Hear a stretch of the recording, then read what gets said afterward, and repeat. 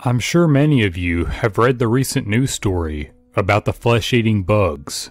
The guy didn't feel a thing standing in the water, but when he stepped out, his feet were savaged into a bloody mess, completely perforated by the creatures.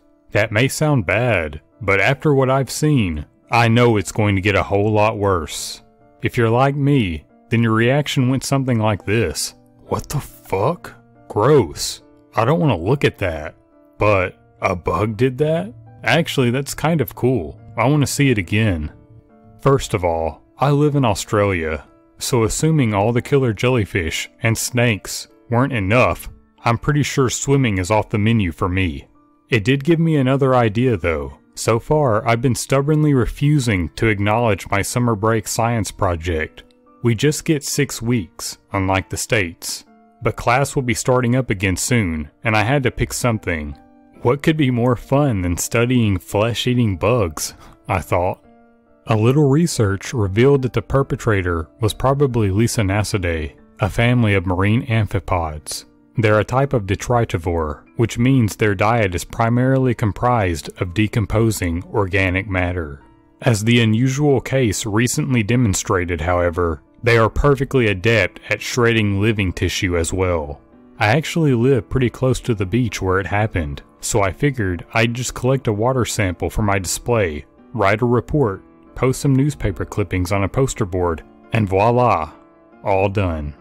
The only tricky part was that I had to go at night. The beach was temporarily closed for an environmental safety evaluation, but all accounts online suggested it was an incredibly rare and isolated incident. I figured I wouldn't even find any of them, but just to be safe, I was up to my knees in rubber galoshes and didn't wade in very far. I filled a couple glass vials before I got out of the water, but I couldn't tell how much just from eyeballing them. The water was murky, and even though I saw some little critters floating around, they could have been anything. I was all set to hike back to my car when I saw the flashlights scouring the beach. I wasn't allowed to be here, so my first instinct was to run.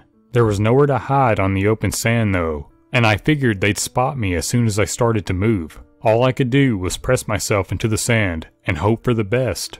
The beam of light passed right over my head. I clenched my eyes shut, praying they'd missed me. "All clear, sir." "Good."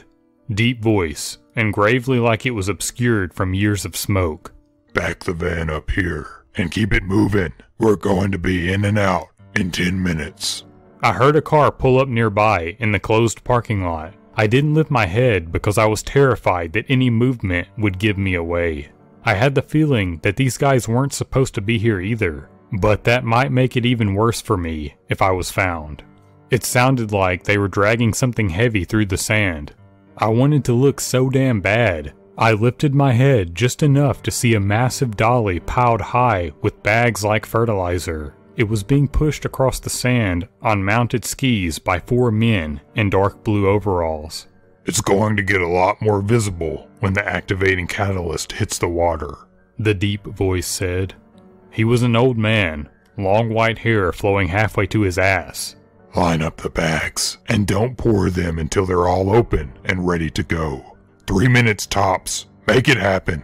The men in overalls pulled long bone-handled knives from their belt and systematically slashed the bags open. I strained from my prone position, but I couldn't see what was inside. Their attention was all diverted though, so this seemed like a good chance to make my escape.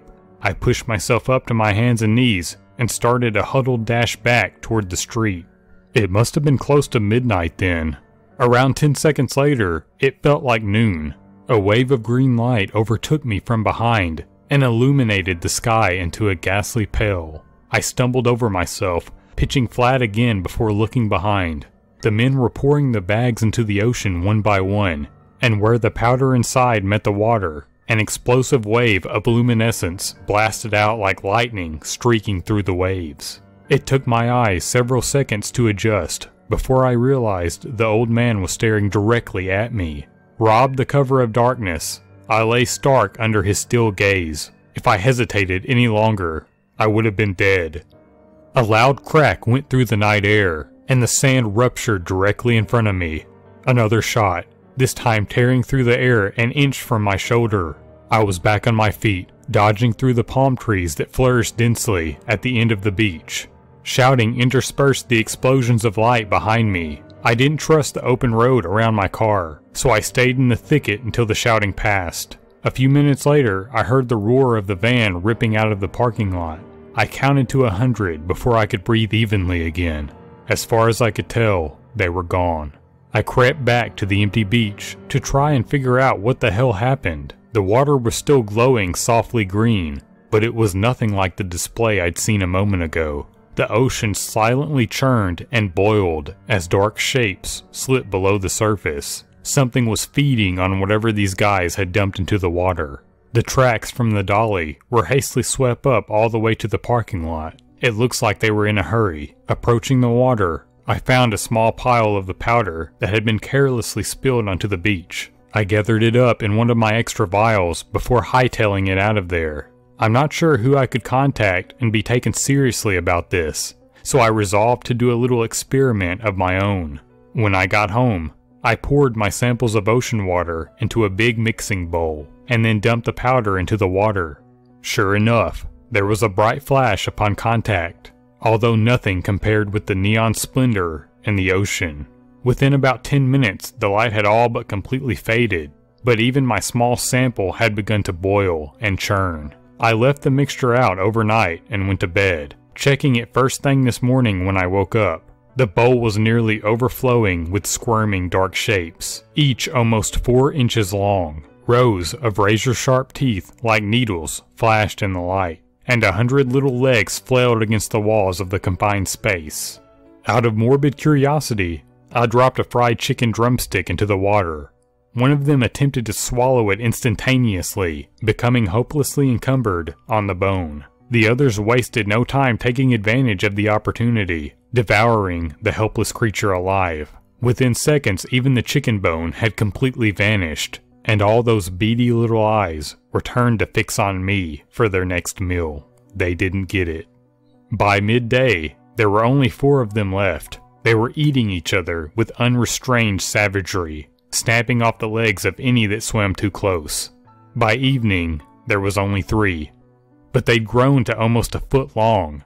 I had to dump them into the bathtub to keep them from getting out. I don't know what I'm going to do with them, but the limited space and meager scraps I'm sustaining them with must limit their growth eventually. I can only imagine what is going on right now in the vastness of the ocean, where they're free to reach their full potential.